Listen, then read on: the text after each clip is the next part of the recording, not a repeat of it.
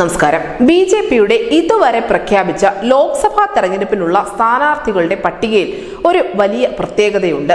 ഒരു കണക്കിലെ കൗതുകം എന്ന് തന്നെ വിശേഷിപ്പിക്കാം. കാരണം പ്രഖ്യാപിച്ച സ്ഥാനാർത്ഥികളിൽ 4-1 മറ്റ് പാർട്ടികളിൽ നിന്നും ബി.ജെ.പിയിലേക്ക് ചേക്കേറിയവരാണ്.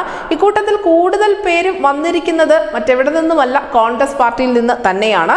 ബി.ജെ.പി വിവിധ ഘട്ടങ്ങളിലായി 417 സ്ഥാനാർത്ഥികളുടെ പട്ടികയാണ് ഇതിനോടകം പുറത്തിറക്കിയിട്ടുള്ളത്. അതിൽ 116 പേർ ബി.ജെ.പിയിലേക്ക് ചേക്കേറിയ ആളുകൾ കൂടിയാണ്. 2014 പ്രധാനമന്ത്രി നരേന്ദ്രമോദി അധികാരത്തിലെത്തിയതിനു ശേഷമാണ് ഇവരിൽ ഭൂരിഭാഗം ആളുകളും ബി.ജെ.പി പാളയത്തിലേക്ക് എത്തിയതെന്നതും നമ്മൾ എടുത്തു പറയേണ്ടതുണ്ട്. എന്തായാലും 116 പേരാണ് ഇങ്ങനെ ചേക്കേറിയതെന്ന് പറഞ്ഞല്ലോ. അതിൽ ഏറ്റവും അധികം ആളുകൾ വന്നത് കോൺഗ്രസ് പാർട്ടിയിൽ നിന്നാണ്. കാരണം 37 പേരാണ് ബി.ജെ.പിയുടെ ലോക്സഭാ സ്ഥാനാർത്ഥി പട്ടികയിൽ പഴയ കോൺഗ്രസ് പാരമ്പര്യം ഉള്ള ആളുകളായി ഉള്ളത്. അടുത്തത് ബി.ആർ.എസിൽ നിന്നാണ്. ബി.ആർ.എസിൽ നിന്നും 9 പേരാണ് ബി.ജെ.പിയുടെ ലോക്സഭാ സ്ഥാനാർത്ഥി പട്ടികയിൽ ഇടം പിടിച്ചിരിക്കുന്നത്.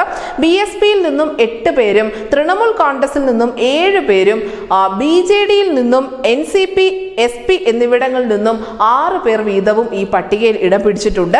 എ.ഐ.ഡി.എം.കെയിൽ നിന്ന് 4 പേർ കൂടി ബി.ജെ.പിയുടെ ലോക്സഭാ സ്ഥാനാർത്ഥി പട്ടികയിലുണ്ട്. ബി.ജെ.പി സ്ഥാനാർത്ഥികളായിട്ടായിരിക്കും ഇവർ മത്സരത്തിന് ഇറങ്ങാൻ പോകുന്നത്. എന്തായാലും പാർട്ടിയെ കൂടുതൽ ശക്തിപ്പെടുത്തുക എന്ന ഒരു തന്ത്രത്തിന്റെ ഭാഗമായാണ് മറ്റ് നേതാക്കളെ മറ്റ് പാർട്ടികളിൽ നിന്നും മോദി അമിത്ഷാ ദ്വന്ദ്ം അടർത്തിയെടുത്തിരിക്കുന്നത്.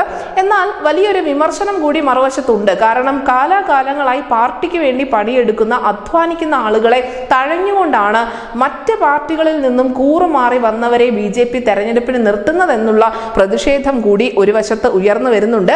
എന്തായാലും ബി.ജെ.പിയുടെ ഈ തീരുമാനം പാർട്ടിക്ക് ഗുണമായി ഭവിക്കുമോ ദോഷമായി ഭവിക്കുമോ എന്നുള്ളത് ലോക്സഭാ തെരഞ്ഞെടുപ്പിന് ശേഷം മാത്രമേ വ്യക്തമാവൂ. News desk news India Malayalam.